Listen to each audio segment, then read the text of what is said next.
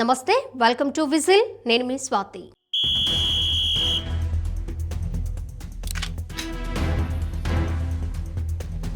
ప్రపంచవ్యాప్తంగా కోట్లాది మంది భక్తుల ఆరాధనకు నిలయమైన తిరుమల శ్రీవారి ఆలయం మరోసారి వివాదానికి కేంద్రంగా మారింది.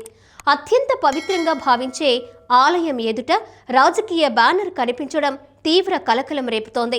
తమిళనాడుకు చెందిన కొందరు యువకులు జయలలిత, పళనిస్వామి ఫోటోలతో కూడిన రాజకీయ బ్యానర్ను శ్రీవారి ఆలయం ఎదుట ఉన్న గొల్ల మండపం వద్ద ప్రదర్శించారు. ఈ వీడియోలు ఇప్పుడు సోషల్ మీడియాలో వైరల్గా మారడంతో శ్రీవారి భక్తులు ఆగ్రహం వ్యక్తం చేస్తున్నారు.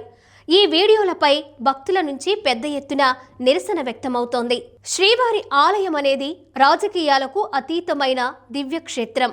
తిరుమలలో ఎలాంటి రాజకీయ ప్రదర్శనలు, ప్రసంగాలు, ర్యాలీలు, ప్రచారాలు, నినాదాలు చేయడం పూర్తిగా నిషేధం. తమిళనాడుకు చెందిన యువకులు ఆలయం ఎదుట ఈ వీడియో తీయడంపై భక్తుల మనోభావాలు దెబ్బతిన్నాయని, ఆలయ పవిత్రతకు భంగం కలిగిందని విమర్శలు వెల్లువెత్తుతున్నాయి. తిరుమలలో రాజకీయాల అని నిలదీస్తున్నారు.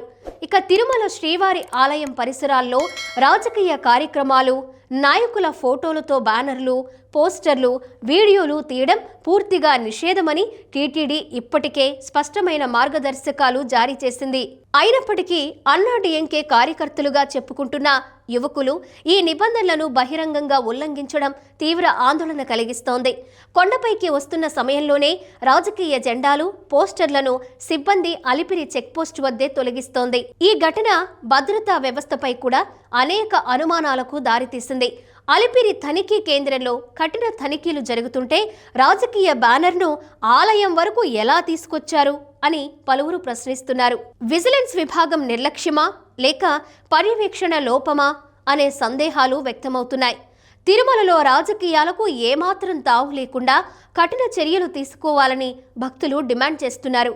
ఈ ఘటనపై వెంటనే విచారణ చేపట్టి బాధ్యులపై కఠిన చర్యలు తీసుకోవాలని, భవిష్యత్తులో ఇలాంటి ఘటనలు పునరావృతం కాకుండా శాశ్వత భద్రతా చర్యలు అమలు చేయాలని భక్తులు ఆకాంక్షిస్తున్నారు.